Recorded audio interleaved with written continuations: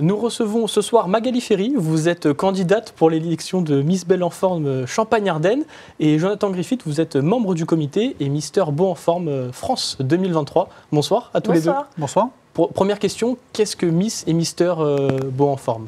Alors en fait, c'est un comité qui représente les hommes et les femmes rondes. Enfin, pardon, avec des rondeurs. Et donc notre but, c'est donc de montrer aux gens, donc de casser le préjugé, comme quoi qu'on peut s'assumer avec nos rondeurs. C'est ça, c'est lutter aussi, ce que vous dites, c'est lutter contre la grossophobie et la discrimination. Tout à fait. C'est aussi ça. Votre objectif, cette année, vous avez 4 candidates, dont vous, Magali, en Champagne-Ardenne, et un candidat masculin. Est-ce que, je vous pose la question à vous, Jonathan, est-ce que c'est plus difficile pour un homme de se présenter en tant qu'homme? Alors, trouver des hommes en tant que mister, enfin candidat mister, c'est plus compliqué parce que les hommes ont beaucoup de mal à sauter le pas. Mais moi qui ai fait donc l'expérience et j'ai franchi le cap, et donc je peux vous dire que c'est quand même une superbe aventure. Et vous, Magali aussi, vous avez sauté le pas cette année. Oui. C'est le début de l'aventure. Oui. Pourquoi s'être lancée dans cette aventure? En fait, j'ai découvert le comité sur les réseaux sociaux. Et c'est une cause qui me tient à cœur parce que j'ai beaucoup souffert pendant mon enfance et même encore maintenant, des préjugés, des moqueries. Voilà, et ça me tenait à cœur de défendre cette cause. Et donc vous vous êtes dit, cette année, je me lance. Et c'est le début d'une aventure. Comment ça se passe pour l'instant? Depuis le début, je me suis inscrite, bien sûr. J'ai contacté le comité. Et puis, on m'a expliqué comment ça allait se dérouler. Et puis, les autres candidates sont arrivées. On a construit notre comité. Et puis, au fil de l'aventure, on vit notre expérience à travers plein d'étapes. Et donc l'élection, c'est le 22 février prochain. Vous devez vous préparer, j'imagine, pour passer. D'ailleurs, demain, on attaque les répétitions de chorégraphie. On a une chorégraphe qui va venir, qui a déjà travaillé sur des danses et des musiques. On attaque demain. Et donc la soirée d'élection, Jonathan, comment ça se déroule? Il y a des chorégraphies, il y a différentes tenues aussi, j'imagine? Alors tout à fait. Donc le soir de l'élection, donc les filles vont faire l'ouverture de l'élection avec un passage en robe noire, déjà pour commencer. Ensuite, il y aura le passage des tenues de ville qui nous sommes prêtés gracieusement par un partenaire. Ensuite, il va y avoir donc le tableau nuisette qu'il va y avoir. Il va y avoir donc un tableau passage libre où les filles auront 2 minutes 30 pour partager leur passion ou leur loisir. À l'issue de ça, il y aura le discours avec la question du jury. Il y aura aussi donc le passage robe de soirée, robe de mariée.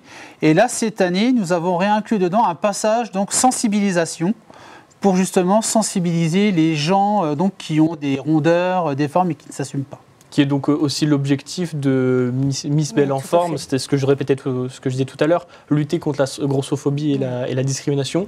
Le passage, je reviens sur ce que vous expliquez, le passage en nuisette, est-ce que c'est quelque chose que vous appréhendez, parce qu'il y aura du monde aussi qui va vous regarder? Oui, les regards, bien sûr. Moi, je m'étais dit, par rapport au Miss France qui défile en maillot de bain, j'avais dit tout de suite, le maillot de bain, c'est pas possible pour moi.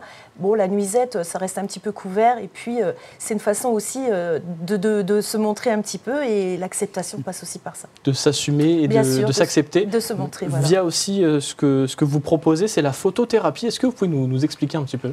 Alors en fait, donc au départ, quand une candidate va se présenter, donc forcément, elle ne s'assume pas forcément au niveau des photos. Donc nous, on programme donc des shootings photos donc dans différents cadres. Et donc le but est de montrer à la candidate comme quoi qu'elle peut s'assumer et qu'elle peut être belle sur photo. Et donc, comme je vous dis, donc après casser le code du préjugé. Et vous, à titre personnel, est-ce que ça vous a aidé la photothérapie?